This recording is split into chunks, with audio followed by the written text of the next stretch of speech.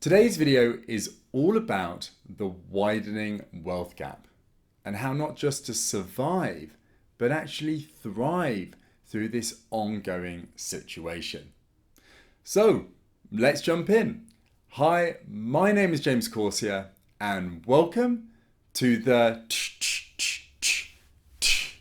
Money Paradox podcast. Yes, that's right. We're going through this really interesting subject. Well, certainly for me, about the widening wealth gap and how, by understanding what it is and how it has happened, we can use that to our advantage and make sure we live a successful, vibrant, and fulfilling life given this dynamic that is ongoing. So, first things first is, what is the widening wealth gap? Well, effectively, very simply, it is the wealth between various people or groups of people are widening over time, so that the gap is getting bigger between the haves and the have-nots. The have-nots. And reason why this is a particularly important conversation at the moment and why a lot of people are talking about it is that 2009 happened 10 years ago, and as a result of a big global economic crash, a lot of assets dropped hugely in value. Not only that, but a lot of people lost their jobs, and there were huge financial negative ripples that went through economies, not just the economies where those specific crashes happened, but it rippled through the whole of the global economy. So here in the UK, but also in the US and elsewhere, had huge negative financial impacts as a result of this crash. It was huge at the time. Everybody thought the world was going to end at the time, right? Now, it never does, but it felt so real and raw. As a result of that, the value of assets within the economy dropped a huge amount. The stock market halved almost overnight. And so many other assets like properties as well devalued.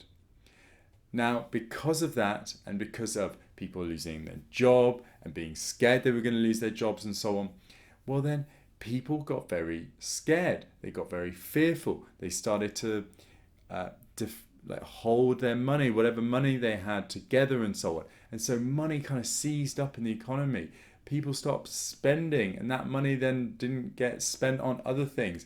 And you get this multiplier effect within the economy. So every pound you spend, somebody who earns that spends it as well. But if people don't spend, everything seizes up, and then the value of products go down, and it is a huge issue.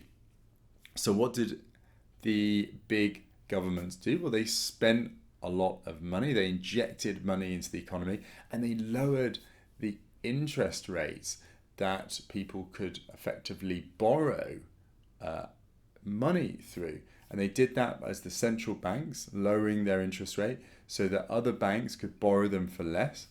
But the trouble was, people didn't want to spend this money because they were so scared of the economic situation. So where did most of this money go? It went into places where people felt it was safe. So they took this money, because it was obviously very cheap, and it was invested into assets that they felt were safe. So at the beginning, the only people that could benefit from these very low prices, if you think about it, when in a very short period of time the price of something drops by a half, when fundamentally not much has changed, right? Not much can happen within 6 months. Then is the value really halved? Well, no. A lot of the value is still there, but the price has dropped. So in effect, the price of things are very undervalued. But because there's very little money available, people aren't wanting to spend and so on, people aren't willing to pay the real value in the longer term what things are really worth. But those few people that do have money, the wealthy, the very wealthy, They know this situation. They're what you call the smart money, where there's all those opportunities. They're able to invest the first. But most people who've lost their jobs, they don't have much money. The assets they do have dropped hugely in value. They can't invest. So at the beginning of this 2009 crash, people invested in these assets, but only the very wealthy. So when those assets inevitably went back up very quickly, actually, then the very wealthy became even wealthier. And the people who didn't have much money stayed at that situation, or actually worsened because of the economy being so bad, because they didn't have the kind of options that other people did. Now, this perpetuated over and over again over the last 10 years, and we're seeing this constant widening of the people who have money and the people who don't have money. And that's because interest rates are still really low. The economy is still quite unsteady. There are many things playing out. And so as a result, now the situation is a bit better and people are able to work and spend money, and the economy is more improved and more confident. Interest rates are still very low. So that money is being pumped into assets to invest, to get returns, because you can't get it from banks. And so these assets are going up and up and up. The stock market is at an all-time high. Okay. Now that might sound, well, who cares? It always keeps going up. So we constantly get these all-time highs. But the really interesting thing is we're in a super boom, is what they call it. Since 2009, we have had the longest ever boom period ever in history. 10 years of growth. The growth rate in the stock market has been phenomenal since then. But for most people who've lived through 2009, what has happened is we've got very defensive, we've got very risk averse, we've got scared. We don't want to invest because either you've invested and got burned and lost a lot of money, or you didn't invest, but you saw how all of these assets absolutely crippled overnight, and all the pain and worry and stress and fear around all that, and kind of vowed, you know what, I don't want to touch that, I don't want to invest. And there's this new wave of people who just don't ever want to invest. Now, the trouble with that is that if you don't invest and you just keep your money in the bank, especially with a situation with interest rates being so low, is that not only are you not benefiting from great returns from investments like so many people have done historically, but also inflation is actually eating away at your money. Most people who put their money into banks get a return lower than inflation. And that means their money is actually going down in value over time. Think about it. For most people, their money is devaluing over the time. So they're saving the money, they're working really hard to build up their wealth for those that are able to do it. And yet they're still actually losing money over time.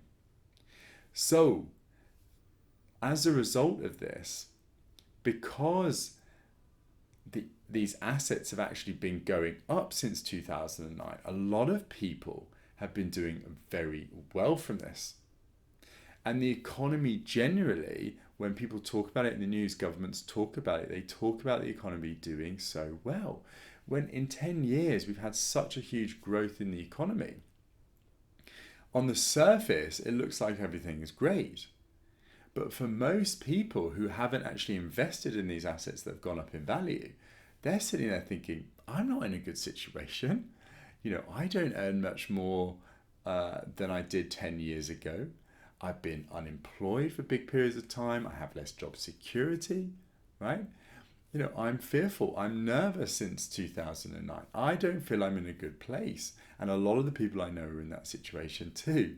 So they feel in a difficult situation, in a negative situation, and yet they hear from government and other sources that the economy is doing great and people are making money and so on. And they feel like, what's going on? Are people stealing my money? Are people, holding on to this money and not letting me have it? And it develops all of these negative views, this suspicion, this frustration, this anger towards people that have money. And through that, we develop things like populism. And that's why so many leaders have gone in that are much more controversial, that are much more sensational, that use much more challenging language. There's this move away from facts and logical reason to emotional arguments and us versus them. And with all that, it brings a whole more challenging and fighting behavior, a lot more turmoil. When you look at studies on how much negative news there is now compared to 20 years ago, it is so much higher, and it comes from this disparity that is coming from the widening wealth gap. Equally, it's happening in business as well, not just on an individual basis. If you think about it, more and more money and the share of market capitalization is going into very few companies, the likes of Google, Amazon, Apple, Facebook. And that is because of innovation and technology. The way the world is moving is that most of innovation and collateral and technology and the value around all that is just moving into these few companies because they have the ability of the monopoly to leverage all of that value. Now, I personally think that's actually a good thing in some respects, because those companies are able to provide a huge value because they have the monopoly of the situation. But it comes with a whole load of problems, because if they're obtaining most of that value, then for all the other companies or other business that are trying to compete, it becomes more and more difficult. So, given all of this, what do we do? If you're finding yourself in the situation where you are on the edge between being somebody that is in the higher situation and actually doing very well and becoming wealthy, and somebody who is moving away, then this is something you want to be listening to. And if also you're somebody that feels like you're one of those people that is moving on the lower directory, and you're almost feeling like you're moving further away from people that are doing well, then the first thing I would say is you want to reframe the situation. Now, yes, there is this widening wealth gap, but if you think about it, everybody for the last 10 years, generally speaking, has actually done better, because although you may feel like, say, your income hasn't gone up, because of technology and innovation and so on, what we can actually do with our money, the life that we can live since 10 years ago is generally better. They kind of, think about what you can do in your smartphone, the information you have access to through online and so on. It's amazing just in the last 10 years, but we forget about that because we always want to compare ourselves to other people. So let's say you are able to do twice as many things, have twice as many options, right? But everyone around you has 10 times as many options. Well, even though you are twice better off compared to everybody else, you're worse off. So you're going to feel worse. So the first thing I want to say is reframe it. Look at all the things that are better in your life or the people around you's life anyway. Okay, because if you have a negative view, that negativity is going to breed. If you have a positive view, that's going to breed within you to other areas of life and also those around you. The second thing is there are so many opportunities that have come from this boom. We've had a 10-year boom. Asset prices have gone up a huge amount. Big companies have grown, and all of this innovation has come around that, right? There's so many opportunities for us to learn, to grow, to succeed in business, right? Working for these companies, whatever, right? There's so many opportunities. So instead of looking at other people doing better than you, Look for all of these amazing opportunities around you and think, how can I take advantage of them, right? That will give you that hunger and excitement and curiosity to live a better life. All right? So that's about reframing. The next thing is about bridging the gap. Okay, so if you feel like you're somebody that is, in a financially difficult place, but there's all these people around you that you feel like are doing better, right? Then understand those people. Think about what is it specifically they've done that have been able to become wealthy, and get curious about that. Learn about it. Now, be careful at this point not to just focus on things that you feel are out of your control. Like, oh, they already had money, so they just got the money they already have and they've used it to get more money. I don't have money. I can't do anything.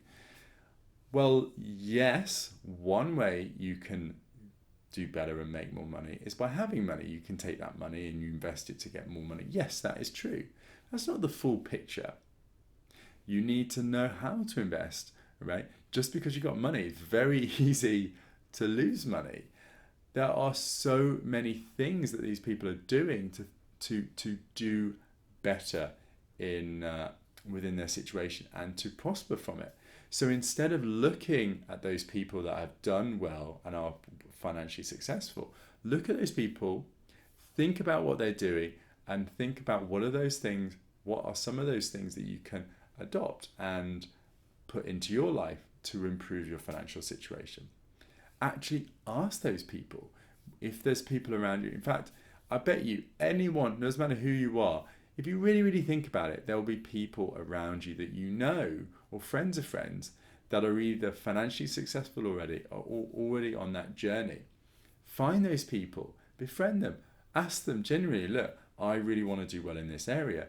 How can I do better? What is it that you recommend? This is my situation. What would you do if you were in my situation? You'd be amazed at how much people are willing to give you free advice and really help you. People instinctively want to help others, right? You just got to go out there, be vulnerable, and ask. All right? I have learned so much doing that through the people around me, and it doesn't where I am in whatever situation, not just in my finances.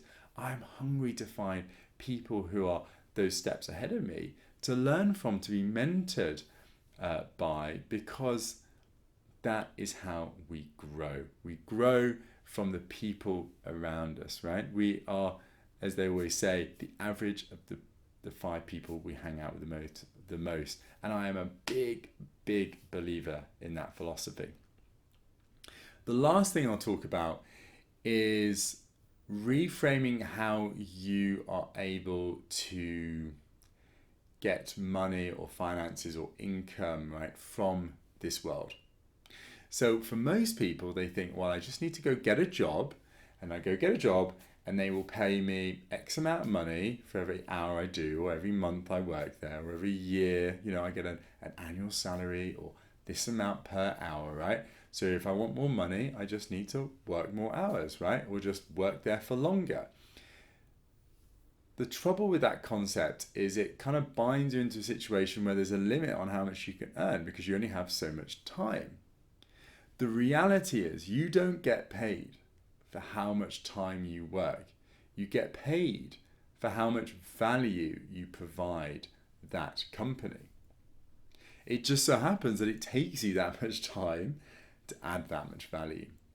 So if you thought of a way to add twice as much value in the same amount of time, and you could prove that, you could show categorically to your employer that you're able to do that, they will pay you more money, 100%. If you ask for 50% more money and you're able to give them twice as much value, it would be a no-brainer for them. And even if in the rare situation they weren't willing to do that, you would easily be able to go get a job at a much higher income because you're able to add so much more value. All right. Really think about it from that concept of value. Even if you're in a business, how do I add more value to the clients, the customers that I serve? And that is when you will get more money. You have to always give more value to somebody than the money they're giving you, right? Otherwise, they're not going to give you that money. Now, the second thing around this that I want to kind of talk about is innovation and creativity. Historically, it was all very in kind of industrial age. You work for a company, you're a small cog in a machine. You get really, really good at being the best cog you can be so that the machine overall can be as effective as possible. And this machine can produce money and wealth and value. And then you can get paid through the person that is managing this machine, representative of the value you've added as being this one piece of the cog, one piece of the machine. That is how a lot of people kind of grown up, and how we study. We study and go to school to learn subjects, to pass exams, to get to the next stage, and prove that we are better than the other people. So we are a really good employee, and we do what we're told, we learn what we're told, and we answer the questions that we are asked to answer, right? We're programmed to be employees. Now, I would say where we are moving going forward is more into a situation where less and less jobs are needed because of technology. Robots, machines, and computers are doing more and more jobs. Everything is becoming more and more automated. So if you're doing a job that's kind of like a cog, then those jobs are becoming less and less valuable, and less skill is needed. And so if you have those kind of jobs, you're going to get paid less. Your job security is going to lower, okay? And if you're in that situation, you are absolutely be on the negative side of the widening wealth gap. But if you're one of those few people that's creative, innovative, you can join a company and help change its direction, come up with new ways to add value within this world, then you are one of the few people that can genuinely move the direction of the business. And those kind of jobs are the kinds of jobs that technology, certainly at the moment, cannot take from you, because it requires that smart kind of critical thinking, not just a process, not just following a system. The other thing is as well around creating business, creating opportunities. Think about, innovative ways of adding value within this world. Is there something that's missing at the moment? Or even just how you do your job. So, for example, freelance work, contracting, this stuff is becoming bigger and bigger and bigger because companies want to be more flexible, want to be able to respond more quickly to the environment and the market. And they do that, like, for example, freelance work, where you can pull on people that have specialized, specific knowledge, and can also be flexible in how they support the business and when they support the business. Okay, so in summary, my 3 pieces of advice to thrive within this widening wealth gap is: 1, reframe your situation. Look at all the great positive things that have come over the recent history, all of the amazing opportunities that have come from it, that the situation for most people, certainly since 10 years ago, is so much better, all the options and availabilities that we have. Second, learn to bridge that gap from learning from the people that have been successful and are already successful and on that journey of doing really, really well in this area. Learn from them. Surround yourself by these people. Ask them questions to improve, to adopt those things and improve in that area yourself. And then lastly, seek to add value through what you do to make money. Focus more on innovation and creation, because that is where the world is moving. That is where the world recognizes the most value and is most willing to provide money in exchange for that value. The more innovative and creative you can be in this world, the more value you can provide in this world, the wealthier you will absolutely be. All right, that's all from me. I hope you enjoyed this video, and I'll see you next week. Take care. Bye-bye.